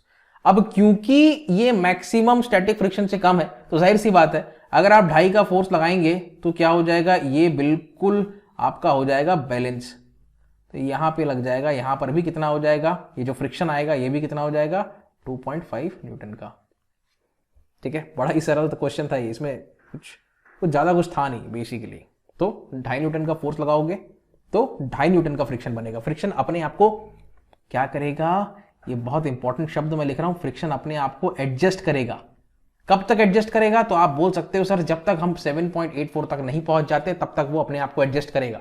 लेकिन अगर आपका अप्लाइड फोर्स 7.84 से ज्यादा हो जाता है, फिर वही काम तमाम हो जाएगा, फिर वो स्टैटिक फ्रिक्शन का केस नहीं है, फिर वो डायनेमिक में आ जाएगा।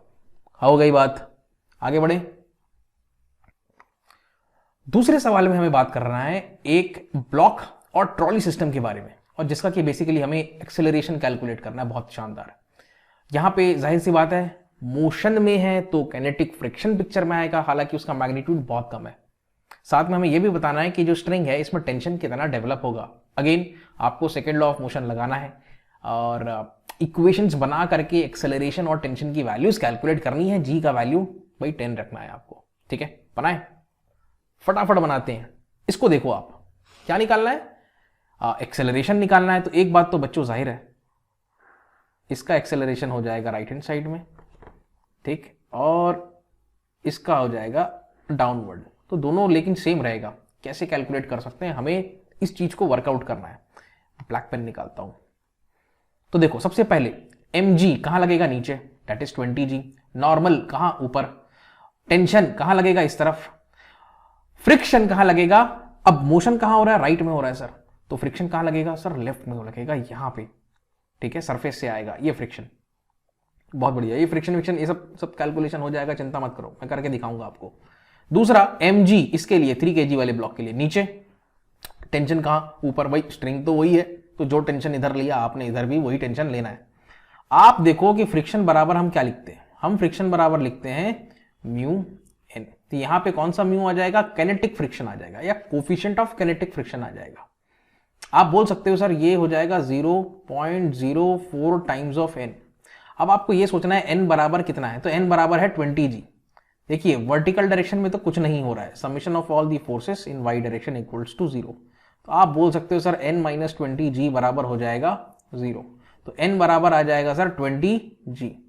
चाहो तो कैलकुलेट कर लो, ठीक है, 20G कितना हो जाएगा, तो 20 इंटू 10 ही तो करना है, वो तो भाई 10 है ना, सिंपल वैल्यू है, तो n की वैल्यू भी निकल गई, ये कितना हो जाएगा 200 न्यूटन के बराबर। आप क्या करो बच्चों, यहाँ पे 0.04 मल्टीप्लाइड बाय 200 कर दो, यहां पर आपका ये फ्रिक्शन फोर्स निकल करके आ जाएगा 200 मल्टीप्लाइड बाय 0.04, ये आंसर आ जाएगा 8। छोटा सा फ्रिक्शन है, कितना, 8 न्यूटन है उसका वैल्यू। बहुत इंपॉर्टेंट है, इसका कहीं ना कभी अभी यूज होगा इक्वेशन बनाने में खासकर, ठीक है। चलो बनाएं इक्वेशन। तो सबसे पहले हम इस ट्रॉली को बात करते हैं। ट्रॉली, जो फोर्सेस कैलकुलेट करने थे वो तो मैंने कर लिए, ट्रॉली की मैं बात करता हूं। तो देखिए ट्रॉली का मूवमेंट हो रहा है एक्स एक्सिस में, ऐसा कहां जा रहा है, राइट में जा रहा है, वो राइट हैंड साइड में। Summation of all the forces in x direction is equal to mass of the trolley into acceleration of the trolley. ये फंडा लगाना है। जा कहां रहा है सर, राइट में जा रहा है, तो राइट में अगर जा रहा है तो उस दिशा में जो भी फोर्सेस हैं उनको लो पॉजिटिव, और उसके विपरीत दिशा में जो भी फोर्सेस होंगे उनको लो आप नेगेटिव, ठीक है। तो आप देखो जो राइट में है वो है टी, और दूसरा लेफ्ट में कौन है, वो है फ्रिक्शन। आप बिंदास लिखो बच्चों, T माइनस एफ बराबर mass into acceleration, that is 20 times of acceleration of this 20 kg trolley, that is a. तो ये बन गया आपका इक्वेशन 1। एक चीज तो ये हुआ, ठीक है सर। अब आगे बड़ा आसान है। अब आप 3 kg ब्लॉक पे ध्यान दो, 3 kg ब्लॉक पे ध्यान दो। ये लो, क्या लगाएंगे, यहां पे जो मोशन हो रहा है वो हो रहा है वर्टिकल डायरेक्शन में, मतलब वाई एक्सिस में। तो summation of all the forces in Y direction, या net force in Y direction is equal to mass of this block, that is 3 kg, into acceleration तो ए है। तो देखिए कहां जा रहा है, आप बोलोगे सर ये तो नीचे जा रहा है, तो नीचे या फिर डाउनवर्ड डायरेक्शन में जो फोर्स है उनको लो पॉजिटिव, और भाई जानते हो आप लोग फंडा, ऊपर की तरफ जो है वो है नेगेटिव। तो ये लिख सकते हैं बच्चों हम इसको 3G minus T is equal to mass is 3, और ये एक्सेलरेशन ए। ये बन गया हमारा सेकंड इक्वेशन। 2 इक्वेशंस हैं, 2 अननोन है, आपको सॉल्व करना है, बड़े आसानी से कर लोगे आप। तो चलो बनाते हैं। आप एक काम करो, इक्वेशन 1 और इक्वेशन 2 को आप ऐड कर लो। ऐड करने से क्या होगा, plus T minus T cancel, minus F और 3G, तो हम लिख सकते हैं इसको 3G minus F is equal to, right hand side में 20A और 3A, तो बच्चों ये हो जाएगा 23A। एफ का वैल्यू हमें पता है, कितना है एफ का वैल्यू, तो ये देखो, ये एफ का वैल्यू जो है वो आपको प्लग इन करना है 8 न्यूटन्स। समझ में आया। अब इसको 8 न्यूटन्स रख दो और इसको सॉल्व करो, तो ये हो जाएगा 3G, तो 3G बराबर है 10 minus 8 is equal to 23 times of A, ठीक। तो 30 माइनस 8, ये लो लगाओ, 30 में से 8 गया कितना, 22 बटे 23। तो acceleration is working out as 22 divided by 23 in meters per second square. बहुत ही बढ़िया, ये लो, ये भी हो गया। एक्सेलरेशन तो निकाल लिए सर, क्या निकालना चाहते हो, और टेंशन निकालना चाहते हो, निकाल लो।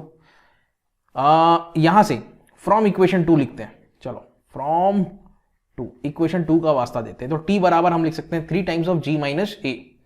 टी बराबर आप लिख दो 3 times of G minus A. बहुत बढ़िया।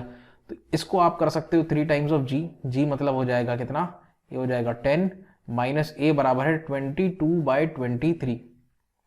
इस इक्वेशन को आपको सॉल्व करना है बच्चों, आपके पास टी का वैल्यू आ जाएगा, कितना आएगा मैं बताऊं, ठीक। तो ये है 22/23 जो भी है, 10 में से 22/23 को माइनस करो और मल्टीप्लाइड बाय 3 करो, 27.13 is what you are going to get in newtons. बस इतना ही था, समझ गए? आखिरी सवाल बनाते हैं। तो यहां पे भाई बात हो रही है दो क्या 3 ब्लॉक्स है इनफैक्ट। ब्लॉक ए जिसका मास है 10 kg और ब्लॉक बी जिसका मास है 5 kg। बहुत बढ़िया। हमें बताना है कि यहां पर ऊपर एक ब्लॉक को चिपकाया गया है ए पर, राइट? ऊपर एक ब्लॉक को चिपकाएंगे हम चिपकाएंगे, लेकिन उसका मास हमें डिसाइड करना है। कम से कम यहां पे कितने मास को हम चिपका के रखें, स्टिक करके रखें कि इसमें कोई भी मोशन ना आए। देखिए नॉर्मल कंडीशन तो ये है कि भाई आप इस सिस्टम को रिलीज कर दो तो ये नीचे जाएगा और ये राइट हैंड साइड में आगे बढ़ने लगेगा, जाहिर सी बात है। ओके, तो ये आगे ना बढ़ पाए तो यहां पे मैं मास कितना रखूं कि ये आगे ना बढ़ पाए, this is something that we need to work out. कर लेंगे हम लोग आसानी से। फ्री बॉडी डायग्राम बनाना है, खेलना है इक्वेशंस के साथ। टेबल और इस ब्लॉक ए के बीच में फ्रिक्शन, मतलब यहां पर इस एरिया में, एरिया नहीं कहना चाहिए, इस सरफेस में, इस इंटरफेस में फ्रिक्शन दे रखा है 0.2। और चलो मेरे ख्याल में इतना काफी है। सबसे पहला काम, ये मैंने क्या लिखा है आप समझ पा रहे हो? जो 10 है टोटल, इन दोनों को एक सिंगल सिस्टम आप मानो। ए का मास है 10, सी का मास हमें कैलकुलेट करना है भाई। मिनिमम कम से कम कितना रहेगा, ज्यादा तो कितना भी हो सकता है, इन्फिनिटी रख दो। कम से कम वैल्यू से मतलब है मेरे को, लिमिटिंग वैल्यू से मतलब है, तो वो mc है। ठीक है, तो mg रखते हैं ना हम लोग, तो mass of a that is 10, mass of c and into g, ये हो गया। अब अगर ऐसा होगा तो जमीन से उसको रिएक्शन मिलेगा कुछ ऐसा। साथ में टेंशन जो है पूरे स्ट्रिंग में, इसके लिए राइट हैंड साइड में और इस वाले ब्लॉक के लिए, ब्लॉक बी के लिए ऊपर रहेगा, बताता हूं उसको भी। ये टेंशन टी हो गया। फ्रिक्शन जाहिर सी बात है अगर वो इस तरफ मूव करेगा या करना चाहेगा, ठीक है, तो क्या होगा, उसको फ्रिक्शन मिलेगा लेफ्ट हैंड साइड में। टेंडेंसी तो इस तरफ की है, राइट? एक तो ये हुआ। दूसरा बच्चों आप देखो यहां पर mg लगेगा, लेकिन m कितना है 5, तो यहां पे आ जाएगा 5g, टेंशन t।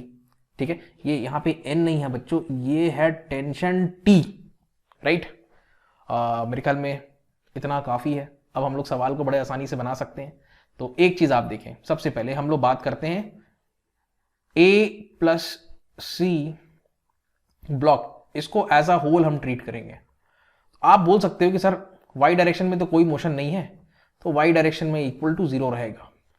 तो n ऊपर है, -10 plus mass of block c multiplied by g is equal to 0। तो आप लिख सकते हो n बराबर हो जाएगा 10 प्लस mc इंटू g। अच्छा बच्चों एक बार फिर से पढ़ते हैं क्वेश्चन में असल में बोला क्या है निकालने। हमें बोला है कि भाई मिनिमम मास c का कितना हो कि ए वाला ब्लॉक जो है बिल्कुल स्लिप ना करे, मतलब आगे खिसकना ही नहीं चाहिए। ठीक है, इक्विलिब्रियम कंडीशन है। तो सीधी सी बात है, जैसे वाई डायरेक्शन के लिए लगाया मैंने, एक्स डायरेक्शन में भी इक्विलिब्रियम रहेगा, नो मोशन व्हाटसोएवर। अब देखें, एक फोर्स टी लगा है, दूसरा फोर्स एफ लगा है, एक राइट में है एक लेफ्ट में है, तो एक को पॉजिटिव ले लो आप, दूसरे को नेगेटिव ले लो, बराबर 0 कर दो। आप कह सकते हो कि सर टी बराबर आ जाएगा एफ। अच्छा, टी बराबर एफ आया तो एफ बराबर होता है सर म्यू इंटू एन, ये स्टैटिक फ्रिक्शन का केस है। ठीक है जी, ये म्यू इंटू एन हो जाएगा, और आप चाहो तो एन का वैल्यू यहां पे प्लग इन कर दो बिंदास। तो यहां पर अगर मैं टी कैलकुलेट करना चाहूं तो टी का वैल्यू हो जाएगा 0.2 टाइम्स ऑफ जी लिख देता हूं मैं इसको, और 10 plus mass of block C. देखते हैं कहां जाते हैं हम। ठीक है, ए प्लस सी का तो काम हो गया, ब्लॉक बी के बारे में बात करते हैं। बी ब्लॉक, अब बी ब्लॉक की क्या कहानी है? तो देखिए ये भी मोशन में नहीं है। ठीक, अगर मोशन में नहीं है तो जितने भी फोर्सेस लग रहे हैं उस पर सबका समेशन मिला के 0 होना है। तो एक ऊपर लग रहा है दैट इज टी, और एक नीचे लग रहा है दैट इज 5g। तो t माइनस 5g बराबर आप बिंदास 0 लिख सकते हो। आप बोल सकते हो कि सर t बराबर आ जाएगा 5g। ठीक है, और g का वैल्यू आप प्लग इन कर दो। g का वैल्यू कितना लोगे आप? 9.8 रख दो मीटर पर सेकेंड स्क्वायर, राइट? अभी भी लेकिन मास कैलकुलेट नहीं किया है हमने। तो देखिए हम क्या करेंगे, ये t का वैल्यू उठा के यहां पे रख देंगे। ठीक है, t बराबर 5g आया। अब मैं इस t के वैल्यू को यहां पे प्लग इन करता हूं, थोड़ा मैं हाईलाइट कर देता हूं, आप बेहतर तरीके से समझ पाओगे। इस ये जो t है वो यहां से निकल करके आएगा, ये कुछ ऐसा है, और मैं यहां पे प्लग इन करता हूं। ठीक है, या ऐसा समझ लो, इसको आप ये बस बस बस हो गया, राइट। इसको यहां पे प्लग इन करना है, तो 0.2 into 9.8 times of 10 plus mass of block C is equal to 5 into 9.8। तो ये 9.8 और 9.8 तो कैंसिल हो गया। अब देखिए 0.2 इंटू 10 हो गया 2 plus 0.2 M C is equal to आ गया 5। अब 5 में से 2 घटाओगे तो ये हो जाएगा 3। आप बोल सकते हो 0.2 mass of block C is equal to 3। अब 0.2 मतलब क्या लिख सकते हैं बच्चों, पता है आपको? 1/5 लिख सकते हैं। तो 1/5 M C is equal to 3। तो यहां से आपका आंसर आ जाएगा M C is equal to 15 kg। यही करना था बस, ब्लॉक सी का मास हमने कैलकुलेट कर लिया। ठीक है, ये क्वेश्चन जो है ना प्रॉपरली फ्रेम नहीं है। देखिए ये यहां पर तो रिलेटिव मोशन भी हो सकता है ए और सी के बीच में, राइट। तो हमें ये अज्यूम करना है यहां पर जिस प्रकार का सोल्यूशन मैंने बनाया है उसके हिसाब से हम लोग ब्लॉक सी को स्टिक करके रखेंगे, बिल्कुल चिपका के रखेंगे ये पर, ओके। और उसको बढ़ाते जाएंगे बढ़ाते जाएंगे बढ़ाते जाएंगे, और एक पॉइंट ऐसा आएगा कि ये जो ए है अपनी जगह से डिस्प्लेस नहीं हो पाएगा। वो मास कितना है ब्लॉक सी का? वो मास है 15 kg। समझ गए आप लोग? तो बच्चों आज के लेक्चर में बस इतना ही। आने वाले सेशंस में हम बात करने वाले हैं सेंट्रीपिटल फोर्सेस की, और कार को जब हम टर्न करते हैं लेवल रोड में या फिर बैंक्ड रोड में, उसमें सेंट्रीपिटल फोर्सेस को कैसे एनालाइज करना है, ये सारी चीजें आपको सिखाएंगे, न्यूमेरिकल्स भी कराएंगे। तो बहुत कुछ होने वाला है और सेशन में, ठीक है। तब तक के लिए take care, have a nice day, keep learning, keep watching, thank you.